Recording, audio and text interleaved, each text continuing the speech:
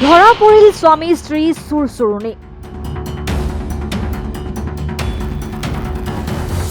ৰঙিয়াৰ গুৰকুচিত দিন দুপৰতে চুৰি কাৰ্য।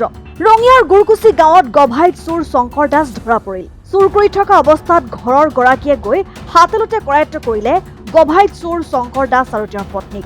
ঘটনাৰ বিৱৰণী অনুসৰি দেওবাৰে দিনৰ ভাগত কোনো নথকা অৱস্থাত ৰেল বিভাগৰ কৰ্মচাৰী তথা গুৰকুচি গাঁৱৰ অৰূপ ৰাজবংশীৰ ঘৰত চুৰি কৰি থকা অৱস্থাত ৰাইজৰ সহযোগত ঘৰৰ গৰাকীয়ে হাতেলতে আটক কৰি আৰক্ষীক গতাই দিয়ে চুৰ চুৰণিক।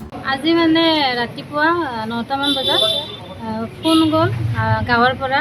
আমি ৰঙিয়াতে থাকোঁ, আমাৰ ঘৰত কিবা শব্দ হৈ থকা বুলি। তাৰপিছত ফোন যোৱাৰ পিছত মই আৰু হাজবেণ্ডক ফোন কৰি ক'লোঁ আমাৰ ঘৰত বোলে কিবা শব্দ হৈ আছে, যাব লাগিছিল। তাৰপিছত আৰু আহিল, হাজবেণ্ডো আহি আছিল ডিউটিৰ পৰা। তাৰপিছত এনেকৈ গ'লোঁ, একেলগে যাই কিনে হাতেলতে ঘৰৰ ভিতৰতে ধৰিলোঁ। আমাৰ ওচৰৰে শংকৰ দাস আৰু ছাপোৰ্ট কৰে তেওঁৰ ঘৈণীয়েক ভাৰতী দাস।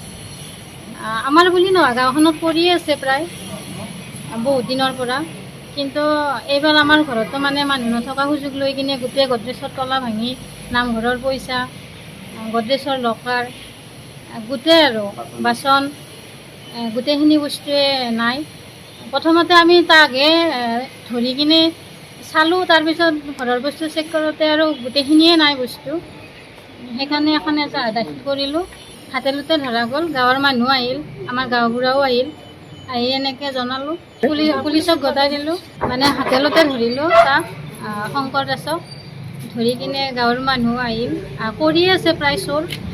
পৰহিও আমাৰ ঘৰৰ পৰা কিবা মোনাত লৈ গৈছে দুগিৰিয়েক ধুনীয়াকৈ। গাঁৱৰ গোটেই মানুহৰে কৰি আছে, দেখাও পাই আছে। সেইকাৰণে আজি CID আহোঁতে তাৰমানে আমি অলপমান চাম বুলি আহোঁতে এনেকৈ দেখাই পালোঁ। News desk report, Assam time.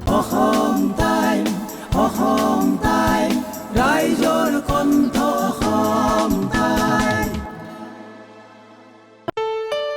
ঘৰত আনন্দ আৰু সম্পৰ্কৰ চমক বজাই ৰাখিবলৈ জৰুৰী হৈছে সকলো আনন্দময় মুহূৰ্তত মৰমৰ উপহাৰ দিয়াটো।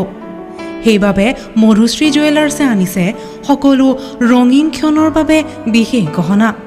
হীৰাৰে হওক, সোণৰে হওক বা ৰূপৰে হওক, শ্ৰেষ্ঠ ডিজাইনছ আৰু হলমাৰ্কযুক্ত গহনাই ৰাখে সম্পৰ্কক নিখুঁত।